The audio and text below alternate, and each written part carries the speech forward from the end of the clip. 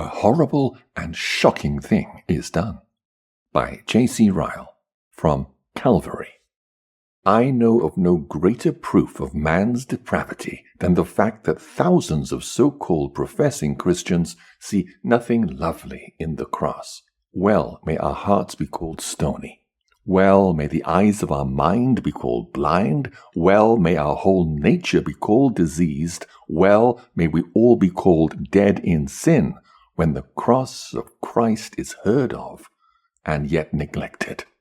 Surely we may take up the words of the prophet and say, "Hear, O heavens, and be astonished, O earth, a horrible and shocking thing is done. Christ was crucified for sinners, and yet many professing Christians live as if he was never crucified at all." Would I know how exceedingly sinful and abominable sin is in the sight of God?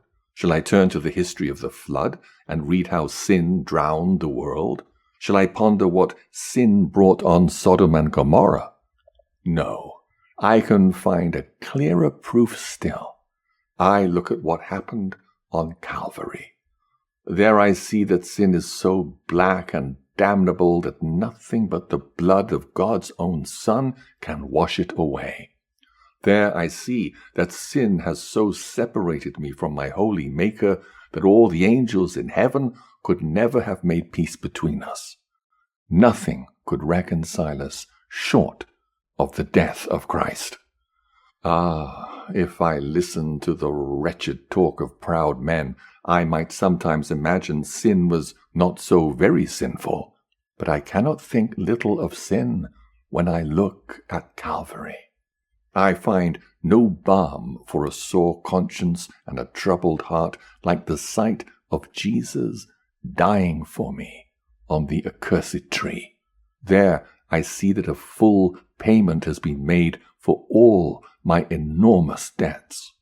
When I look at the cross, I feel sure that there is a way to heaven for the very vilest of men. Would I find strong reasons for being a holy man, I will look at Calvary and the crucifixion. There I see that Jesus gave himself for me, not only to redeem me from iniquity, but also to purify me. He bore my sins in his own body on the tree, that I, being dead unto sin, should live unto righteousness. Ah, reader, there is nothing so sanctifying as a clear view of the cross of Christ.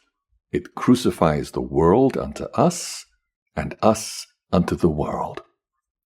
How can we love sin when we remember that because of our sins, Jesus died for our sin? Would I learn how to be contented and cheerful under all the cares and anxieties of life? What school shall I go to? How shall I attain this state of mind most easily? Shall I look at the sovereignty of God, the wisdom of God, the providence of God, the love of God? It is well to do so, but I have a better argument still. I will look at Calvary and the crucifixion.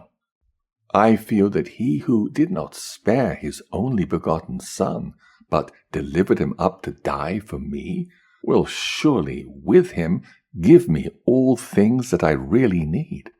He that endured that pain for my soul will surely not withhold from me anything that is really good. He that has done the greater things for me will doubtless do the lesser things also. He that gave his own blood to procure an eternal home for me will unquestionably supply me with all that is really profitable for me along the way. Ah, reader, there is no school for learning contentment that can be compared with Calvary and the foot of the cross.